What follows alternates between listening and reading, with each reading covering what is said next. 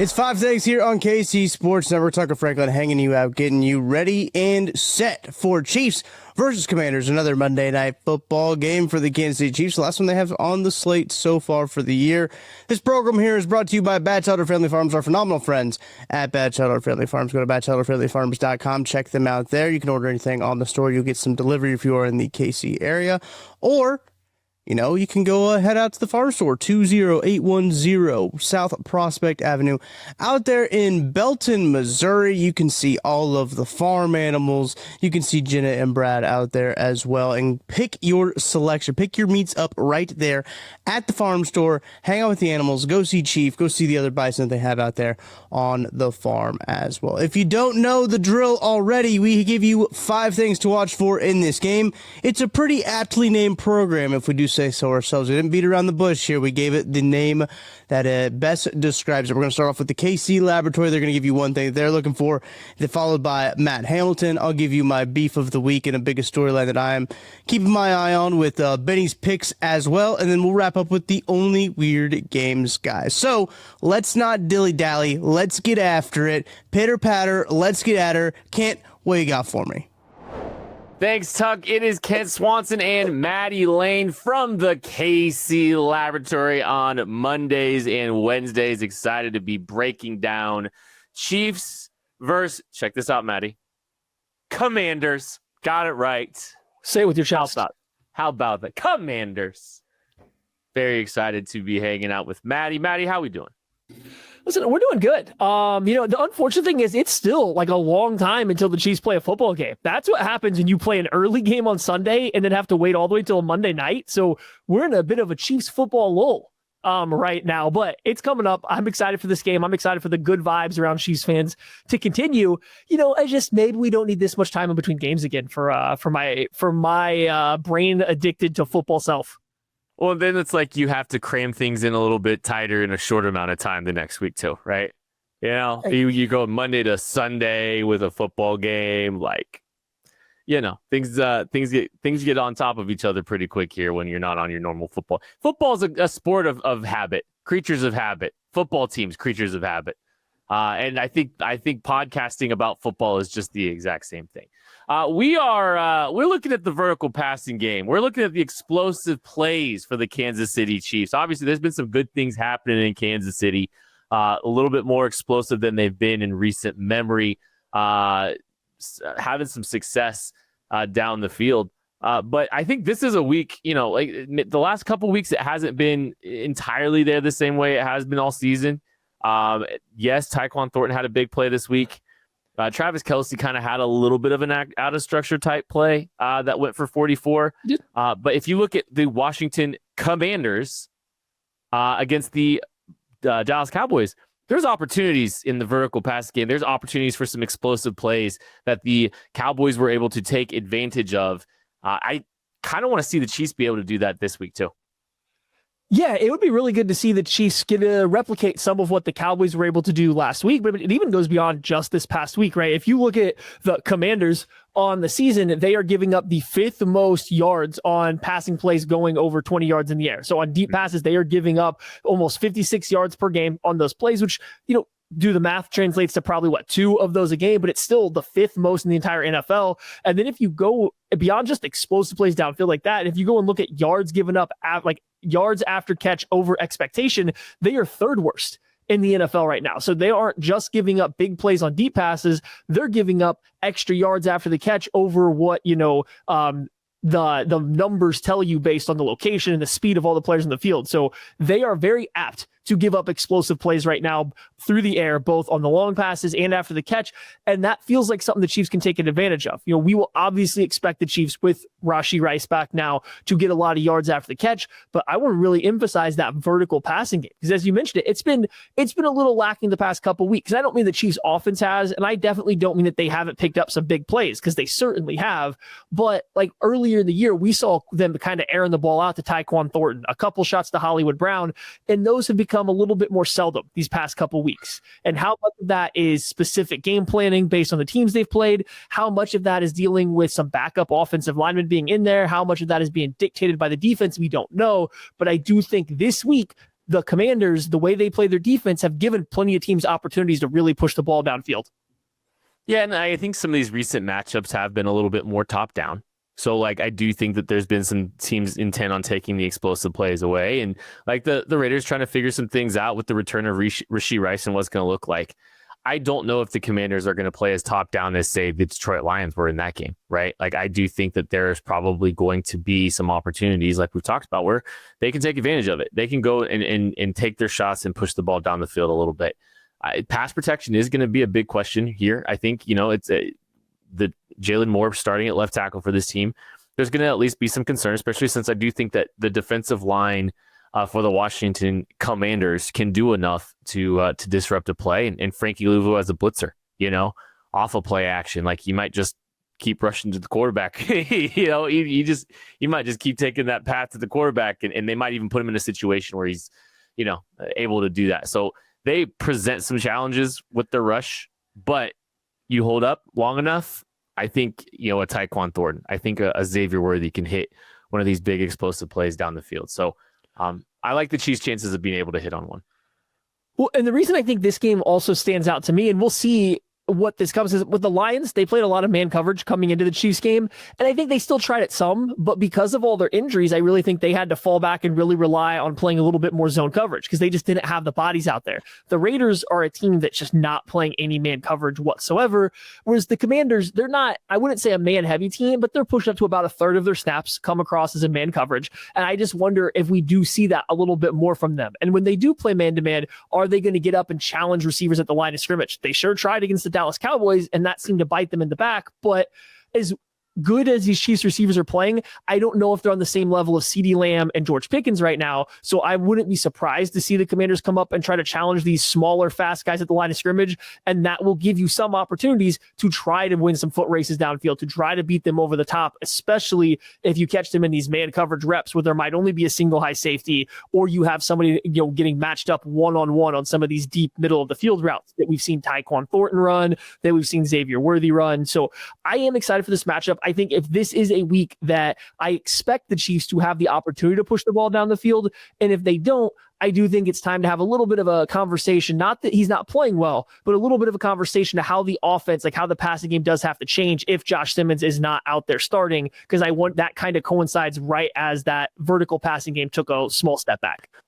It's a good point, Maddie. And back to the skill players, yeah, it is going to be on the likes of a Xavier Worthy and a Tyquan Thornton to beat, man. Because I think George Pickens and CeeDee Lamb, they have that unique ability to win anywhere. And so those types of players down the field, it's not just down the field, it's everywhere. And the Chiefs are going to have to be able to show that they can beat the physicality of the Washington Commanders off the line of scrimmage if they're going to try to get to that foot race. And I think that is a legitimate question that they're going to have to ask themselves, and they're going to have to find out. And this could be a big opportunity for the Chiefs to try to take advantage of that.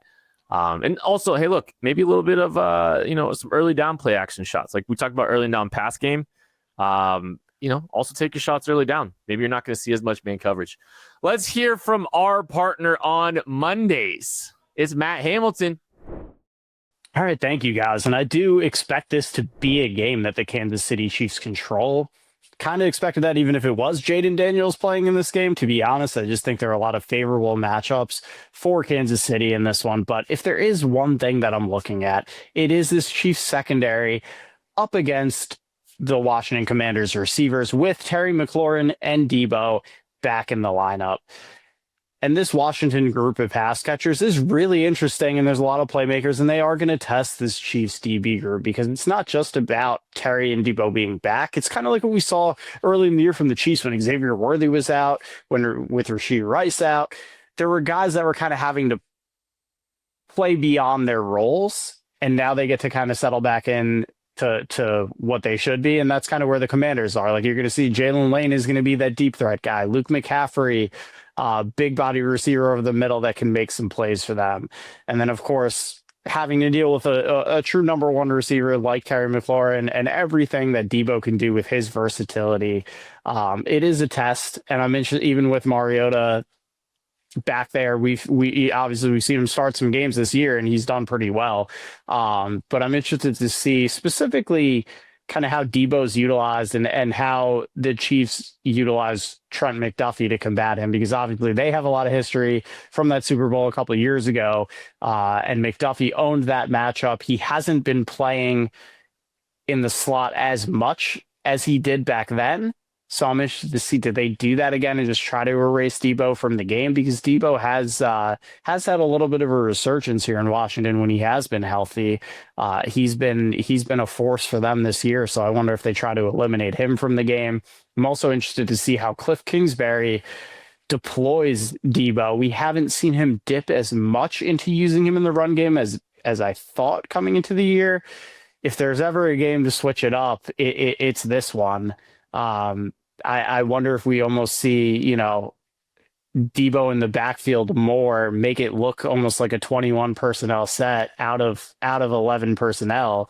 That's the luxury that Deebo gives you. So if there's ever a game, to amp this stuff up and go for it. This is a game the Commanders kind of have to pull out all the stops for. So I wonder if we see a little bit more of that, a little more option in that backfield.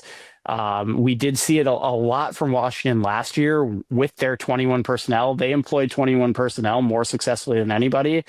And having Deebo, it allows you to run 21 personnel plays without having 21 personnel in the field. And it can be really confusing for the defense because you can do so many different things, run so many different formations out of that same personnel grouping. So I do wonder if this is the game where we finally kind of see Cliff Kingsbury unlock that, and it is going to keep this defense on its toes, especially the secondary group. So that's what I'm looking for in this one. I'll throw it back to you guys.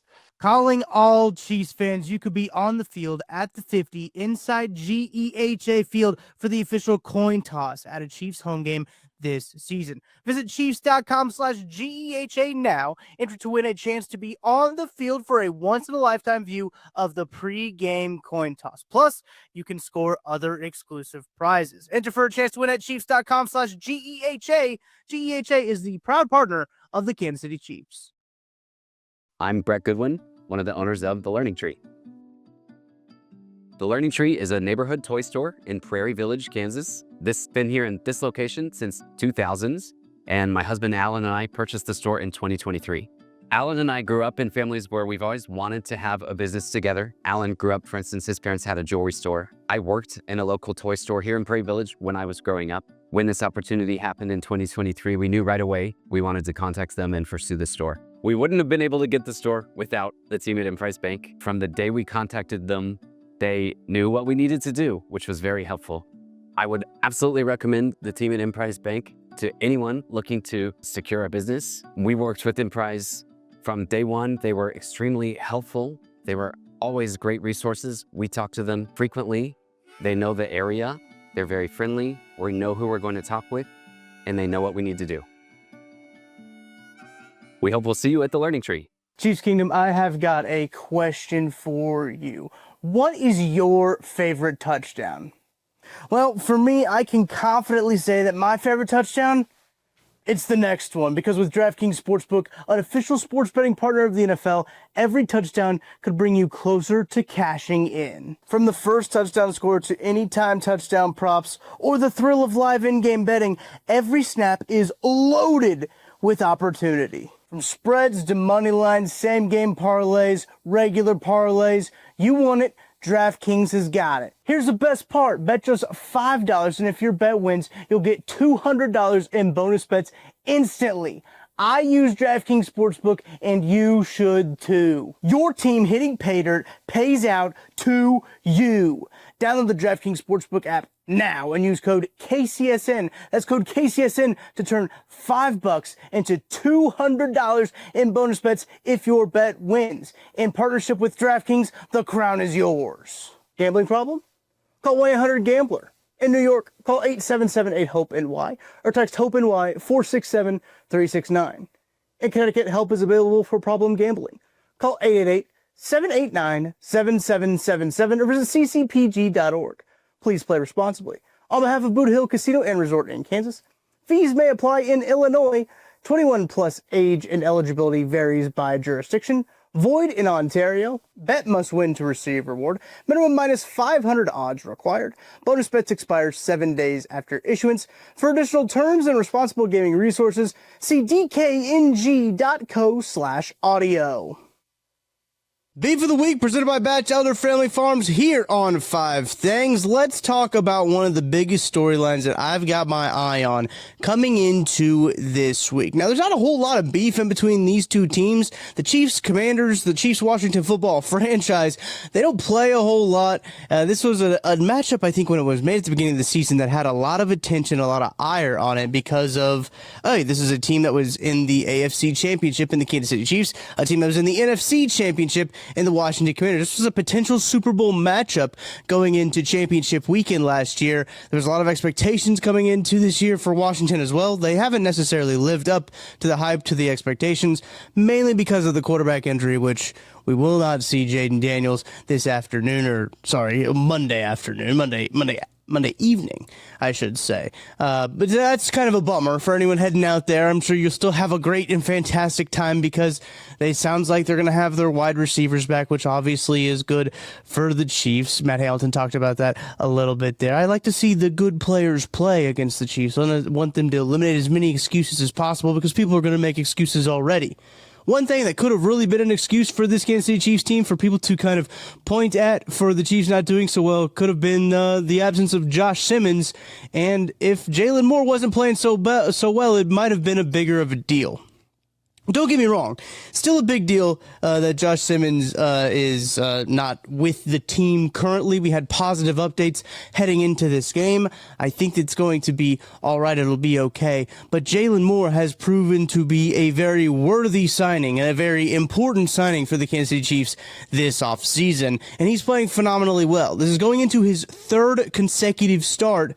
So a part of me wonders how much changes for Jaylen Moore here. There's more film out there for Jaylen Moore and these other defensive linemen to kind of see how Jaylen Moore likes to attack these guys, how the Chiefs are calling these pass sets for Jaylen Moore, how they're scheming things up and helping Jaylen Moore. More film is out there on Moore. No pun intended. I did not mean that. There's more film out there for defenses to try to kind of attack him, to kind of nitpick on his game a little bit. I'm going to be curious, and that's what I'm going to be having my eye on heading into this one. How much does that impact this Chiefs offense? How much does it impact how the Commanders play against the Chiefs? I think that there's going to be some very interesting factors there. Now, I got to give a ton of credit to Jaylen Moore. He stepped in, and it's been seamless. They have not missed a beat on the offensive side of the ball since he stepped in. That's what you want there for the left tackle position. It's very funny that last year they played whoever they could get their hands on at left tackle, and nothing really worked out, and now it seems like they have two really good left tackles. It's great for next year when it comes down to roster construction for the right tackle side of the ball. You guys get it. We got a lot of time to get to that conversation. But Jaylen Moore has had a phenomenal time filling in for Josh Simmons. Hopefully Josh Simmons comes back. He picks up where he left off. He's playing phenomenal football. Josh Simmons was playing great football, but the Chiefs have not missed a beat on the offensive side of the ball without Jaylen Moore. We haven't seen a lot of deep shots. Maybe that's a little bit a part of it too. Maybe the Chiefs are protecting their left tackle as they should, right? That's good coaching. That's good play calling to maybe put Jaylen Moore in these positions that best suit him in his play style. I don't think it's going to matter a whole lot if they're going to hit deep shots over the top against the Washington Commanders. I think the Chiefs are just a much better football team offensively than the Commanders are defensively, I should say. They've had some injuries on the defensive line for the Armstrong injury. He's out for the season. I think that's an important one for the defensive line for the Washington Commanders. This isn't a Commanders defensive line that is necessarily like the Giants offensive line, or defensive line, excuse me, rather. Previously this season where Kingsley Suamataia got a little bit of taste of that and Josh Simmons got a little bit of a taste of that. It's not even like the Chargers defensive line. It's not a defensive line. It's better than last week's defensive line, although Max Crosby is a stud. That's only one guy. He did get to go against Trey Hendrickson a few times, but again, that's only one guy. This is a better offensive or defensive line than it was last week. A good test for Jaylen Moore as he continues to fill in for Josh Simmons. Do the Commanders try to throw some curveballs at him? Do the Commanders try to overload that side and try to put some pressure on Jaylen Moore and try to see if there's any cracks that they can try to push and infiltrate a little bit more with Jaylen Moore's game. That's going to be something I'm watching for. I don't think there's going to be very many, guys. I don't think there's going to be very many. I'm pretty confident in Jaylen Moore and his ability that you have there. And it shows why you go out and sign a guy like this to be your left tackle and then draft a guy like Josh Simmons. I mean, the Chiefs are in a good spot when it comes to their left tackles. I'm going to be having my eye on him as I usually always do, and I usually have my eye on Badshuttle Family Farms. Go over badshuttlefamilyfarms.com. Order anything. If you're in the Kansas City area, you get free delivery. I think they ship it out to you as well. If you're not in Badshuttle Family Farms, they will send it out to you so you can enjoy all of their farm fresh products. You can head out over there to the farmers market, Overland Park, the River Market Farmers Market. Had an opportunity to go out to the KC Farmers Market, the one that's downtown in the River Market. Went out before a Chiefs game. It was a Chiefs night game. It was on when they were in Sunday Night Football against the Lions. Had a chance to go out there. Great atmosphere. If you guys are in Kansas City and haven't been up there at the River Market, gotta go check it out. Badshuttle Family Farms is there. You can get all the stuff from KC Buffalo. And look, Buffalo game is coming up, guys. The Buffalo Bills game is coming up. You need Buffalo at your tailgates. You need to have some Buffalo meat at your tailgates. They can get you hooked up. KC Buffalo Company at Badshuttle Family Farms. Go check them out. 2810 South Prospect Avenue in Kansas City. In Belton, rather. But it is in Kansas City. Go check them out as well. All right. It's time for Benny's picks. We got to go see what Benny is picking on this game. Benny, what you got, buddy? All right, Tucker, appreciate you, sir. What's going on, peeps? Ben Heisler, KCSN betting analyst, with some thoughts on the Commanders and Chiefs on Monday Night Football. We'll get to the spread, we'll get to the total, as well as a play coming up in just a second. But can't believe we're already at week 8, and we've seen so many touchdowns over the course of the season. It's just another reminder that if you're trying to figure out what your favorite touchdown is over the course of the year, I think for me, guys, it's the next one, right? And that's because with DraftKings Sportsbook, an official sports betting partner of the NFL, every touchdown could bring you closer to cashing in. There's so many different ways to get in on the action, especially with touchdowns. It could be an anytime touchdown score, first touchdown score. I love taking advantage of some of the live anytime touchdown plays, especially if somebody that you know is getting into the end zone hasn't gotten in yet. And now you go from a play where it might be minus odds to plus odds. Take advantage of that opportunity. It's so much fun over at DraftKings. As far as the Chiefs and the Commanders go, we are looking at a Kansas City Chiefs team currently as a 12.5-point home favorite on Monday night against the Commanders with a total of 47.5. And the best part is if you bet just $5 and your bet wins, you're going to get $200 in bonus bets instantly. You guys know me. I've been talking about DraftKings for a very, very long time. The moment it opened up in the state of Kansas, I was all over it. I had been using it in previous states before when I was in town, and now with it coming to Missouri, cannot wait for that opportunity, and you can get it on the action now. So if we're breaking down this matchup for the Commanders and the Chiefs, mentioned the line, Kansas City minus 12.5, getting 71% of the money over at DraftKings compared to 66% of the bet. So a slight differentiation between money coming in versus the actual number of betting tickets. Where we are seeing a bit of a discrepancy is on the total. It's fairly split on the money, but 51% of the money going towards the under at 47.5 compared to just, compared to 38% of the bets. And that's actually where my play is going to lie for this game. I like the under at 47.5 for Monday Night Football. Thing about it, we already know that Jayden Daniels is going to be ruled out. It's part of the reason why we're seeing this line over at double digits over on DraftKings Sportsbook. No, Jayden Daniels really limits the Commanders on offense in a couple different ways. His ability to take deep shots down the field, that's going to be a little bit more limited with Marcus Mariota. Same with his ability to escape pressure. Yes, Mariota can run. I know Chiefs fans understand that firsthand. But again, different type of level. That's not the type of quarterback that he has been in the backup role over the last several years. But I really think, too, from the running game perspective, that's where it's really going to hurt Washington to limit some of these explosive plays. And the Chiefs, give them a lot of credit over the last few weeks because, yes, the offensive pieces have come back, but defensively, they've really started to shore things up. Over their last 3 games, they have not allowed more than 65 running back yards from scrimmage. So that's been tightened up, especially on that side of the ball. And you look at some of the trends as well when both teams play off of extended rest, going all the way back to 2018. The under has hit 61% of the time, going 114, 71, and 3. We also know that the Chiefs tend to be a very dominant second half under team over the past 3 seasons. This line is already approaching 13 on the Kansas City side. So if you're looking at variance, if you're looking at game theory here, if you're looking at sort of how this shapes up, the game script likely indicates that it's going to be a lot of running the ball, a lot of clock possession for Kansas City in the second half. So give me the under at 47.5. I expect this number to continue to tick down, maybe see it around 47 by the time game time rolls around. So 47.5 under. I really like that play for Monday Night Football. And again, if you are looking to play that line, if you're looking to fade that play, your team hitting pay dirt pays out to you. All you have to do, it's very simple. You download the DraftKings Sportsbook app, use that code KCSN. Code KCSN, you turn $5 into $200 in bonus bets if your bet wins. DraftKings Sportsbook, the crown is yours in partnership with KCSN. If you have a gambling problem, make sure you call 1-800-GAMBLER. In New York, call 877-HOPE-NY or text HOPE-NY to 467-369. In Connecticut, help is always available for problem gambling. Just call 888-789-7777 or visit ccpg.org. Please play responsibly on behalf of Boot Hill Casino and Resort in Kansas. Fees may apply in Illinois. You must be 21 plus. Eligibility varies by jurisdiction.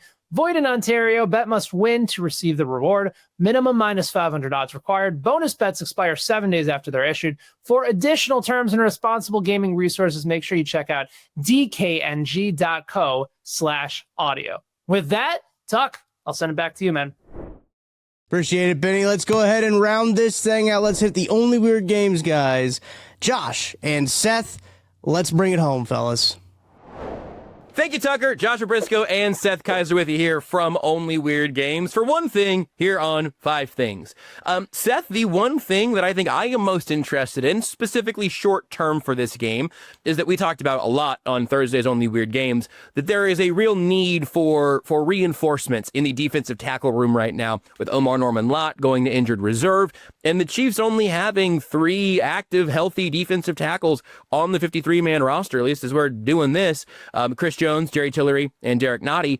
I'm curious to see, frankly, like who gets the call up from the practice squad, much less who makes the rotation. What do you think that we might learn about this Chiefs defensive line, maybe specifically the interior against Washington? I think the biggest thing is, with Norman Lott going down with injury, and we've had some questions about the defensive tackle room as it is. I want to see how it looks against, and all due disrespect to the Raiders, a legitimate NFL franchise. Yeah. I mean, they couldn't even, because of the way the game went down, they couldn't even really try to run the ball. And to be fair, when they tried early, Spags, it's so funny watching Spags just 3 times a year push the "we'll stop the run today" button.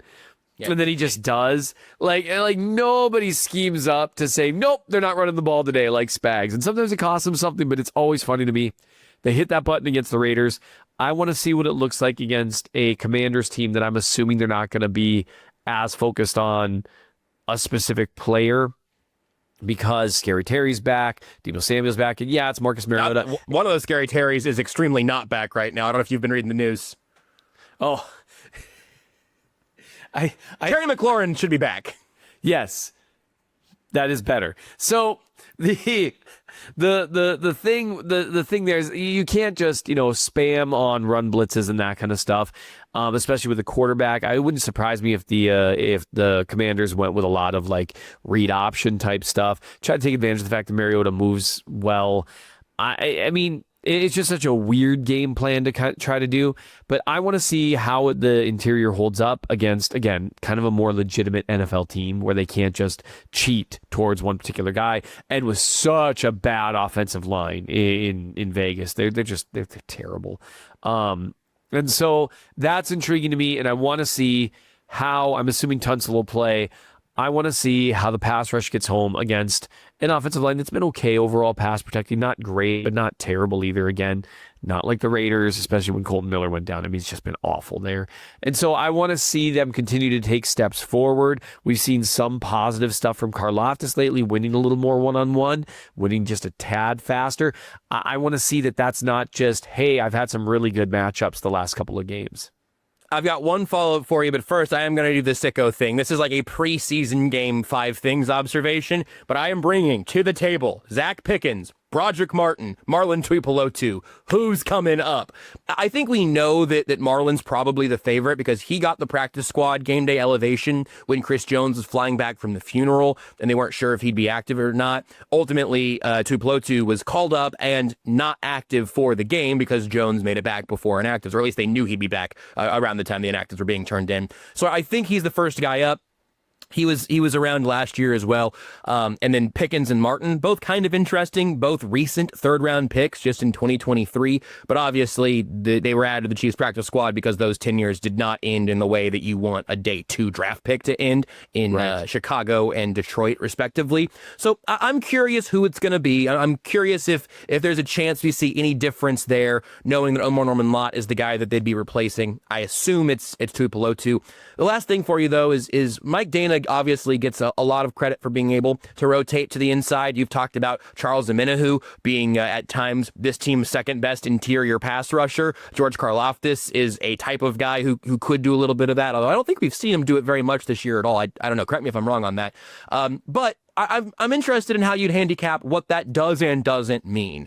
Mike Dana obviously is not going to step in for Derek Notty's one-tech rundown snaps, but when are you comfortable flexing those into the interior, and when are you thinking that maybe it's been overstated? I think the thing with them is you can't really do it on first down unless the only way you can is if you're altering your run defense scheme a little bit. So you can put Omenihu or Dana on the interior. You're probably not going to do it with Karlaftis. You can do it on first down, provided that you're one gapping all over the place, right? And provided that you are probably run blitzing up the middle too, because otherwise you are just going to get comboed to death. Omenihu has more length.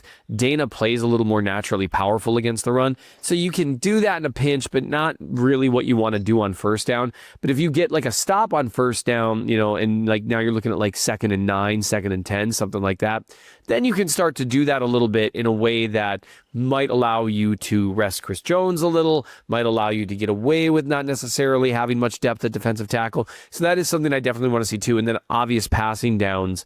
An easy button that you can hit is Omenihu or Dana on the inside next to Jones.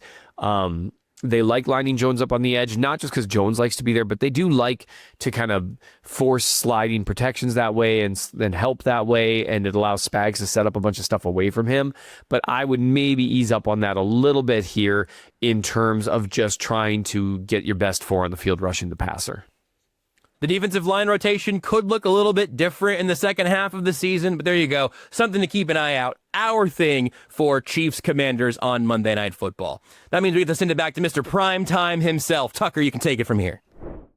That's going to do it for this week's edition of 5 Things. Thank you for listening all the way until the very end of the program. Hit that like button, hit that subscribe button, because we will be live following the Chiefs and Commanders game on Monday Night Football. Primetime matchup for the Chiefs as they look to continue their hot streak, continue their winning streak. And Ken Swanson, Matt Lane, and myself will be live right after the fact to talk about whatever happens in that game. Make sure you do not miss out. That's why you got to hit the subscribe button and the notification bell so you don't miss out. We'll get the audio podcast up as soon as that game goes final, and as soon as we get done recording as well. We'll have a short week, so we got a bunch of modified schedule coming up, but we do appreciate you listening to this here program. I'm Tucker Franklin. Thank you so much for listening all the way to the end of 5 Things here on KC Sports Network. We'll talk to you after the Chiefs and Commanders game on Monday Night Football.